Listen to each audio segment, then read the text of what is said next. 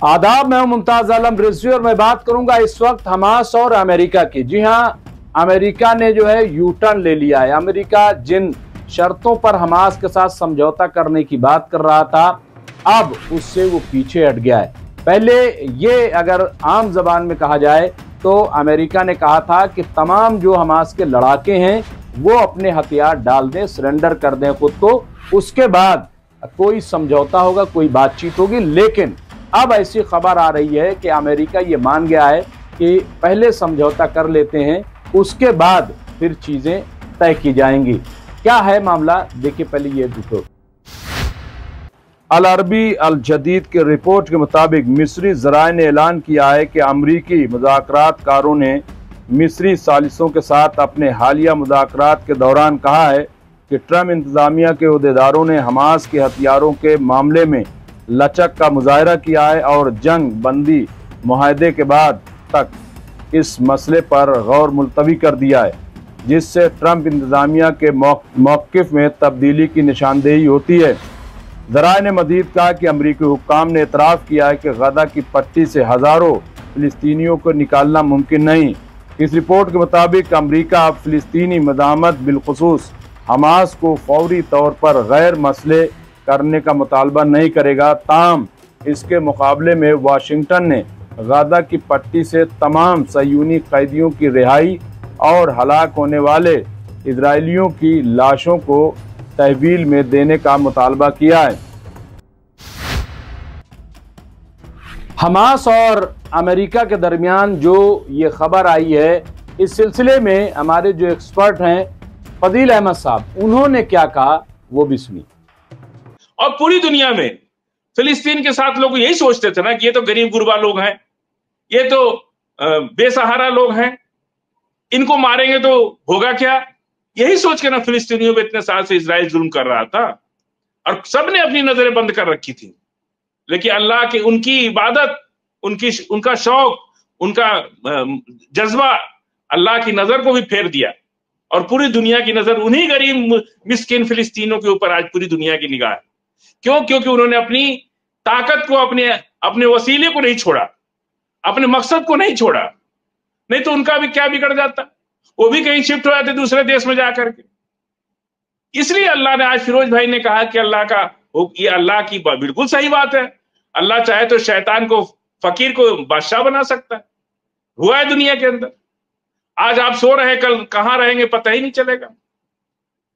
जो ट्रंप फिलिस्तीन को वोट नहीं दिया, अमेरिका आज उनकी चर्चा कर रहा है, उनकी बात कर रहा है, निश्चित रूप से अल्लाह की बात है। लेकिन अल्लाह की निगाह फिलिस्तीनियों ने अपनी कुर्बानी दे करके अल्लाह से इतना अपना खून बहाया कि अल्लाह को भी देखना पड़ा।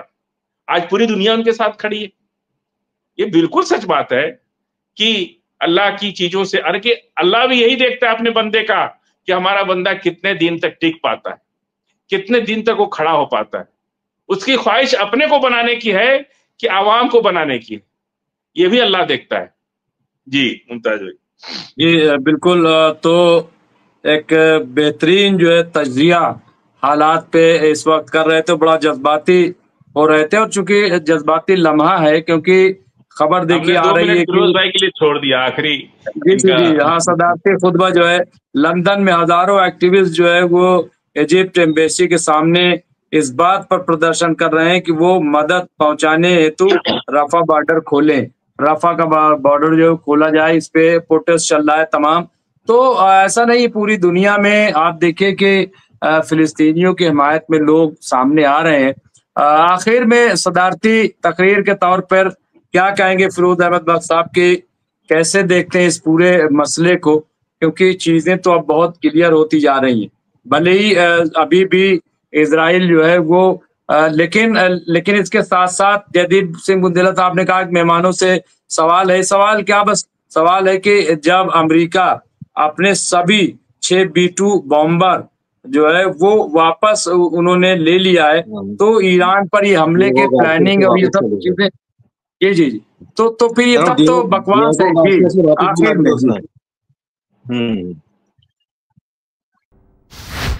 साथ ही यानी एक तरफ जहां अमेरिका थोड़ा नरमी बरत रहा है, अमेरिका मिडिल ईस्ट को ठंडा करना चाहता है, अमेरिका ईरान से भी बात कर रहा है। अमेरिका अभी आप देखिए कि डोनाल्ड ट्रंप एक मिडिल ईस्ट की विजिट करने जा रहे हैं, वो सऊदी अरब जाएंगे और वहां से अलग अलग मुल्कों में जाएंगे। तो दूसरी तरफ इजराइल जो है वो साजिशें करने पर अड़ा हुआ है, वो साजिश करना चाहता है, वो फिर से यमन पर हमला करना चाहता है, वो ईरान पर हमला करना चाहता है। लेकिन क्या ये हवा हवाई है?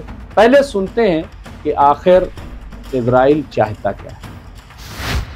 कि रिपोर्ट के मुताबिक इजरायली फौज यमन में हमलों को बढ़ाने और मुमकिना तौर पर ईरान के अंदर बाज़ मकामात को निशाना बनाने की मंसूबाबंदी कर रही है। यमन में हौसियों पर इजराइल के हमले बगैर किसी पाबंदी के जारी रहेंगे। अखबार की एक रिपोर्ट में नामालूम सिक्योरिटी ज़राए का हवाला देते हुए कहा गया है, ईरान यमन के साथ हमलों के इस तबादले से गैर महफूज नहीं निकलेगा। रिपोर्ट में कहा गया है कि मैं हौसियों की तरफ से दागे गए मिसाइलों के जवाब में तजवीज़ किया, जिसके बारे में इजराइल का दावा है कि ये ईरानी साख्ता है। तेल अबीब ईरान के खिलाफ बराह रास्त जवाबी कार्रवाई पर गौर कर रहा है। मुबैना तौर पर इजरायली फौज हौसियों के हमलों का जवाब मजबूत और वसी तर कार्रवाइयों के साथ देने की तैयारी।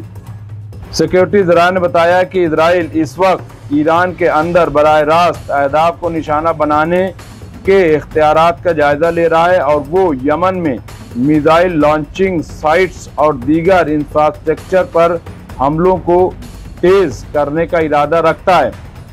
इजराइल के वजीर दिफा यो गैलन ने हाल ही में यमन से मिसाइल हमले के बाद हौसियों के खिलाफ सख्त हमलों की धमकी दी थी। तो ये खबर थी। अब इस पर जो हमारे माहिर हैं फिरोज अहमद बख्श साहब, उन्होंने क्या कहा वो भी काबिल तवज्जो है कि आखिर ये इजराइल साजिशें क्यों कर रहा है। सुनिए जरा। और मैं आऊंगा फतेह साहब आसपास, लेकिन फिरोज बख्श साहब पास चलूंगा।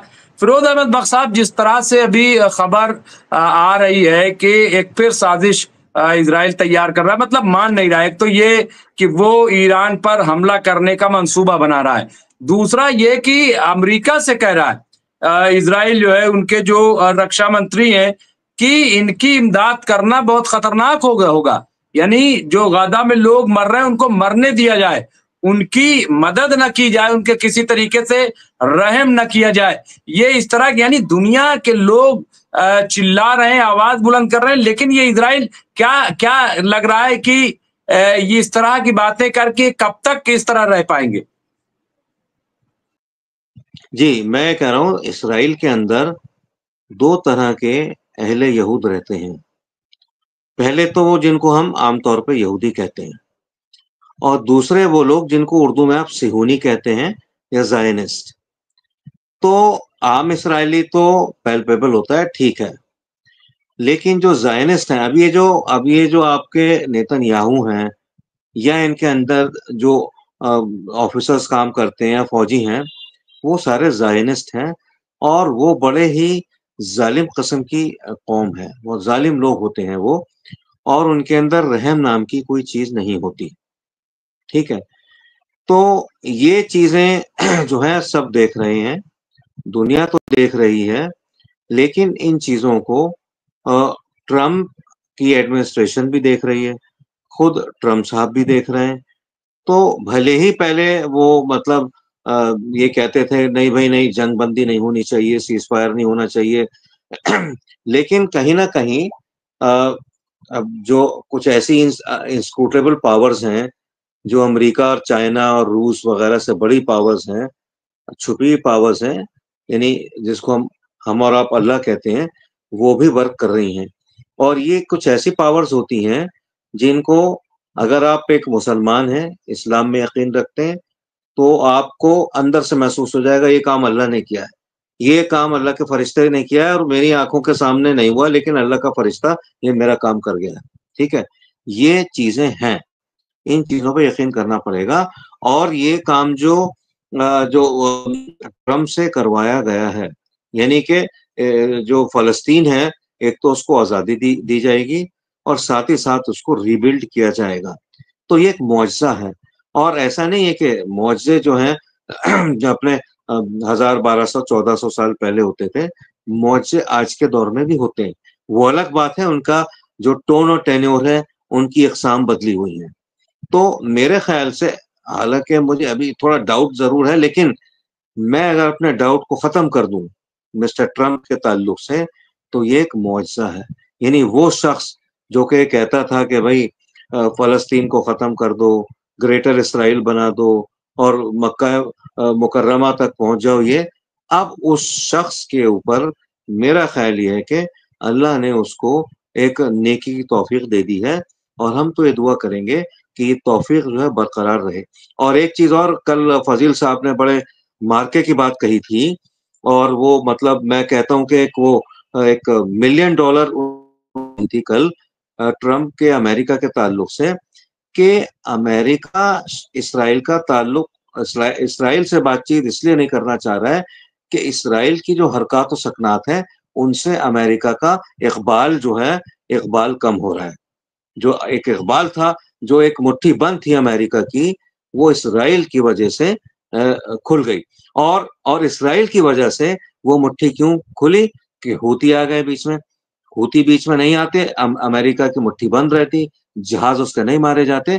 ये सब जो कुछ हुआ, इकबाल जो बुलंद था अमेरिका का, जो नीचे आया है, जो जेर हुआ है, वो इसराइल की वजह से हुआ है। और देखिए, अपने इकबाल के लिए लोग जान देने को तैयार रहते हैं। तो कहीं ना कहीं ये बात भी हुई है, जिसकी वजह से ये वहां पर तब्दीली आई है। लेकिन अब हमें ये देखना है, आगे हमें ये देखना है, चूंकि आप तो 2 साल से प्रोग्राम तकरीबन चला ही रहे हो, 1.5-2 साल से, कि ये जो बात है, जो चेंज आया है, ये मुस्बत चेंज है। आया कि आने वाले दिनों में ये रहता है, हम लोग तो यही दुआ करते हैं। और आपके जो 400-500-600 लोग जुड़े हुए हैं चैनल पे, मैं उनसे भी ये बात कहूंगा कि भले किसी भी मजहब के हों, अल्लाह से दुआ करें कि ये जो चेंज आया है ट्रम्प के दिमाग में, क्योंकि यही लोग दुनिया को चलाते हैं, ठीक है ना।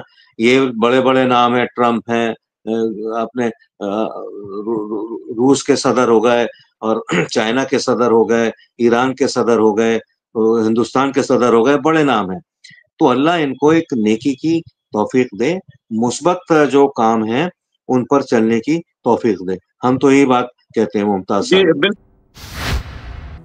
फिरोज अहमद बख्त के बाद हम बात करेंगे फजील अहमद साहब से कि वो इस पर क्या करें, क्योंकि फजील अहमद साहब का कहना है कि आप भूल रहे हैं, मैंने एक बात कही है कि लोग जॉर्डन में अब जमा होंगे, तमाम लोग, और उसके बाद वो कूच करेंगे इजराइल के लिए, इजराइल में जाएंगे और इजराइल के अंदर जाकर के फिलिस्तीन का झंडा फहराएंगे। इस सिलसिले में फजील अहमद की बात क्या है वो भी सुनिए।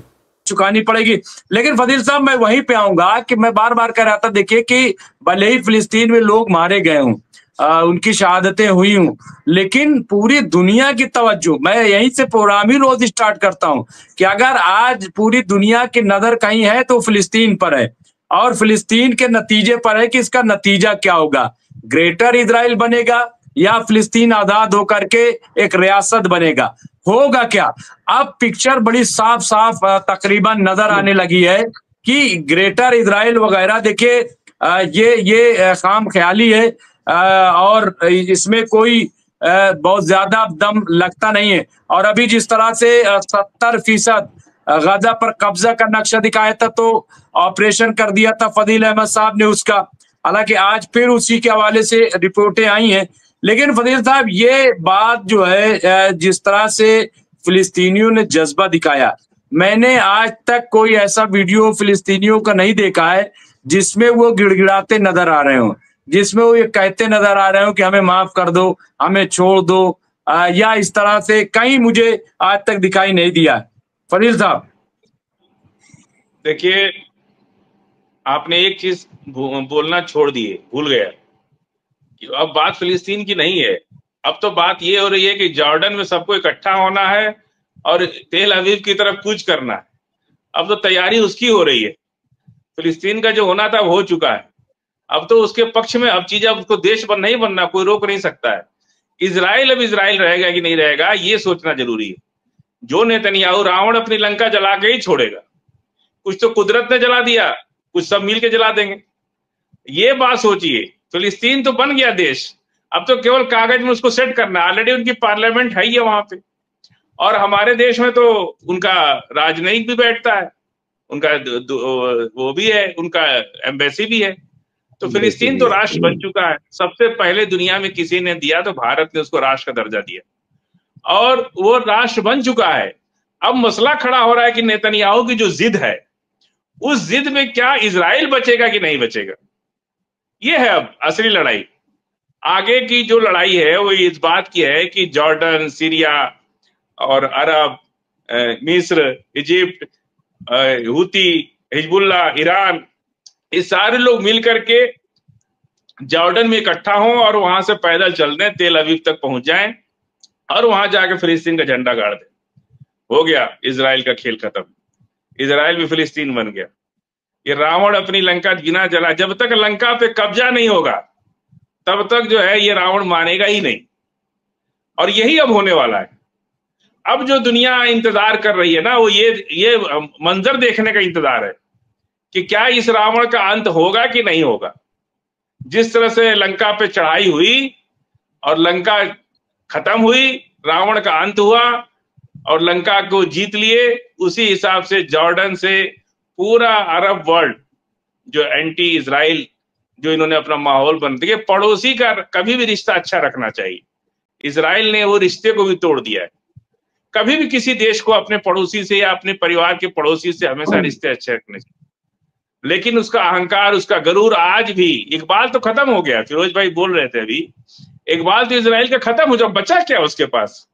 अब तो उसका वही हाल होने वाला है जैसे एक बार तालिबान के लोगों ने जाकर के वहां के हुकूमत का हैंग कर दिया था वहां ट्रैफिक पोल पे। ये भी तो इसी सदी में हुआ है, ये दौर भी तो गुजरा है इसी सदी के अंदर। ऐसा थोड़ी है कि 200-400 साल पुरानी बात। तो क्या नेतन्याहू अगर नहीं मान रहे, उनका अहंकार उनके आड़े आ रहा है, तो क्या पूरे अमन पसंद लोग खड़े होकर के जो हूती और बेगुनाह यहूदियों को मारने से क्या फायदा है? जो असली गुनाहगार है उसको मारो। तो जब हम लोग ये बात सोच रहे हैं, तो क्या Houthi, Hamas, Hezbollah, Iran, Syria और मिस्र, इजिप्ट, ये लोग नहीं सोच रहे होंगे? आज अगर इजराइल हमला नहीं कर पा रहा ईरान पर, उसकी वजह है कि अरब अपने एयर स्पेस नहीं दे रहा है उनको बिना अरब और जॉर्डन के ऊपर से गुजरे हुए कैसे ईरान पे हमला कर देंगे? ये आसान काम नहीं है, और ये बहुत बड़ी एक जहती है। शिया सुन्नी अगर हो गया होता तो पता नहीं कितना सुन्नी में भी सुन्नी निकल गए होते, फिर तो कहानी खत्म ही हो जाती। शिया सुन्नी तो छोड़ ही दीजिए, शिया सुन्नी अगर होता तो फिर सुन्नी में भी कितने सुन्नी निकल जाते, वो पता ही नहीं चलता। पेड़ के पत्ते जिस तरह से पतझड़ में गिर जाते हैं, जंग में अगर आपकी एक जहती टूटी, फिर आप बिखर जाते, आप पतझड़ की तरफ टूट जाते हैं, आपके पेड़ नंगे हो जाते हैं। एक जहती ही ताकत होती है। जब कोई युद्ध होता है, उसमें अगर आपने अपनी एक जहती बनाए रखा, आपकी सबसे बड़ी जीत वही है। झाड़ू की एक तीली अगर निकल गई ना, तो पूरा झाड़ू को बिखरने में वक्त नहीं लगता है, उसकी पकड़ ढीली पड़ जाती है। OIC इस पूरे झाड़ू का बंधन है।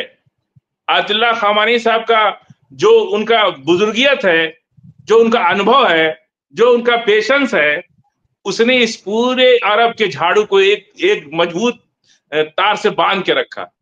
उनकी पकड़ है ये। उन्होंने कभी अपने को आगे करके नहीं किया, हमेशा अपने पीछे रह करके लोगों को आगे किया। ये है उनकी जीत। वो अपने नेशनल वर्ल्ड या अरब के खलीफा बनने की कोशिश नहीं किए। वो तो कह रहे कि अरब तुम बन जाओ, यूएई तुम बन जाओ, जॉर्डन तुम बन जाओ, हूती बन जाओ, हिजबुल्ला बन जाओ। वो तो कह रहे। कभी सुना आपने कि हम खलीफा बनना चाहते? नहीं बनना चाहते। आप खलीफा बन के रहेंगे क्या जब दुनिया का मुसलमान पिट रहा है? फिर काहे के खलीफा है आप? जब दुनिया का मुसलमान पिट रहा है, फिर आप किस बात के खलीफा है?